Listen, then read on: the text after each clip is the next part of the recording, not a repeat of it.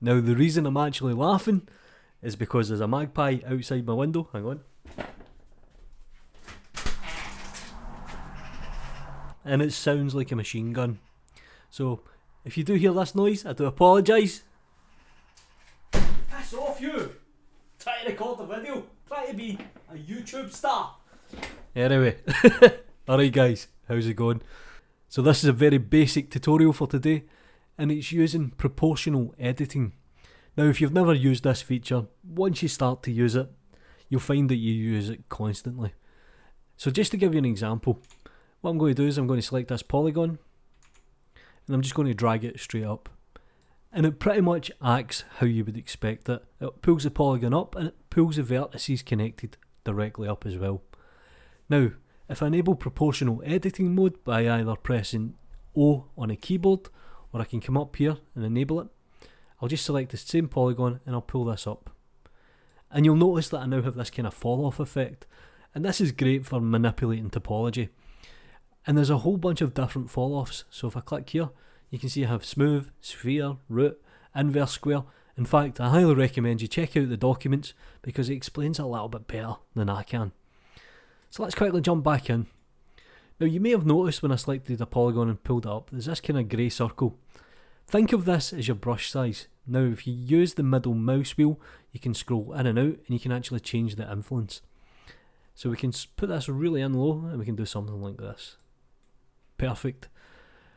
Now what I'll do here is I'll select the polygon.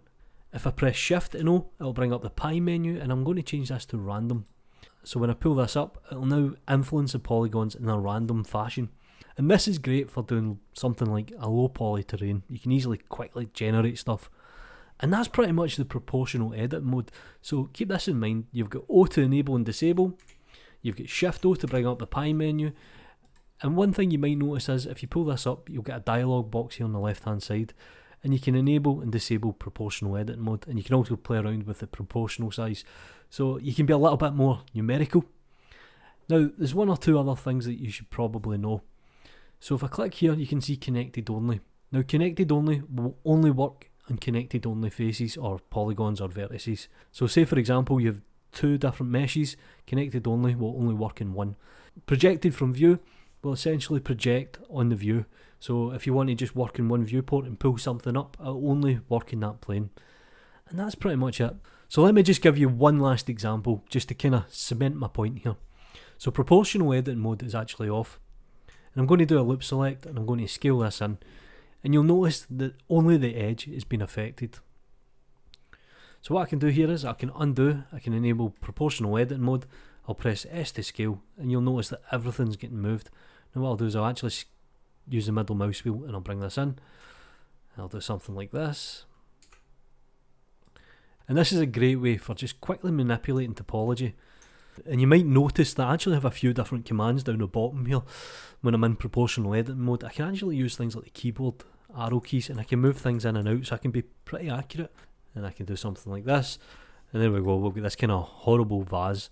And I'll just cheat. I'll just do something like a subdivision surface. Let's move this up to 4. Let's tab back into object mode. Let's add a solidify.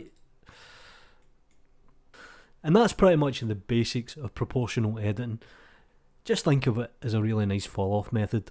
Do me a favour guys, like the video, subscribe to the channel if you haven't already, follow me on Twitter, support me in God mode, you know what to do.